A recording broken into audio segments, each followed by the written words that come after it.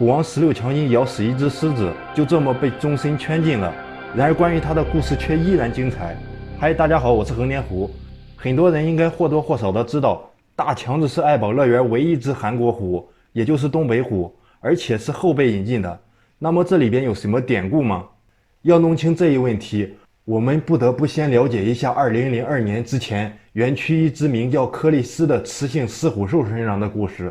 话说柯利斯已经发育成熟，到了谈情说爱的年纪，她稀罕上了虎群中的扛把子猫破天。可她和闺蜜虎峰正聚在一起唠点私密话题，猫破天竟然径直走向了虎峰，她选择了虎峰。可柯利斯不服，自己哪里差了大个大长腿的，于是她决定主动出击，开始想尽各种办法缠着猫破天。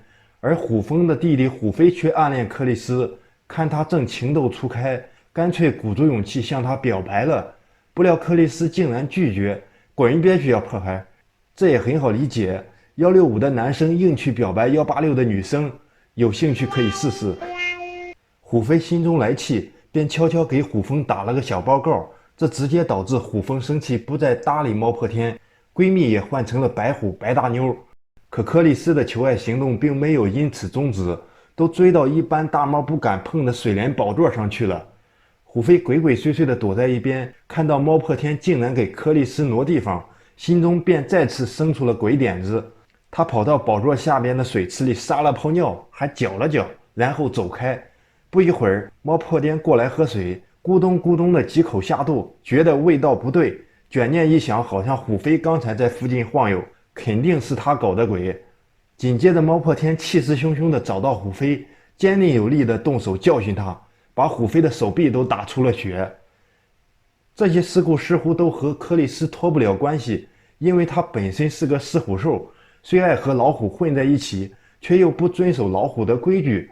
老虎的规矩是食物入手不能乱抢，配偶确定之后只能明面上一夫一妻，不能乱撬。因此园区做了一个重大决定，把柯利斯送去中国，和横道河子东北虎林园交换回纯种的东北虎。看过韩国电影《大虎》的朋友都应该知道，韩国地面上最后一只东北虎在日本侵略者的几番围捕下命运当时。此后动物园方面因缺乏繁育理念，基本都没啥纯种东北虎了，像虎飞猫破天之流只能说是黄老虎，具体虎种已不敢定义。与此同时，东北虎林园也做好了准备，横道河子一天天挺虎的那个被饲养员取名横天虎的被选中了，交换到韩国。小家伙老不乐意了，但此举还有一群不乐意的，那就是韩国网友。拿260公斤的狮虎兽换回一只26公斤的东北虎，是不是傻？其实他们并不清楚，这只是繁育合作互助的开始，后续东北虎园还会以派遣的名义提供一些优良雌虎。那么中国的横天虎到了韩国，为啥名字就改成了16强呢？这不得不提一下子2002年的日韩世界杯。可韩国不是4强吗？似乎和16也没啥关系。其实不然，小横天虎刚到爱宝乐园，韩国正经历日韩世界杯，而被称为逆天改命一战的是16强进8。韩国队干掉了上届世界冠军意大利，才得以平步青云，取得了历史性突破。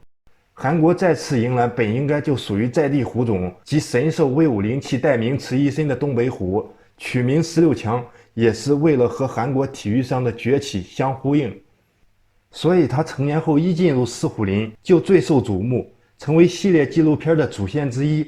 当然成年后的大强子体重一度达到了280公斤。回望2002年的那次交换，亏没亏，韩国网友心里应该有数了。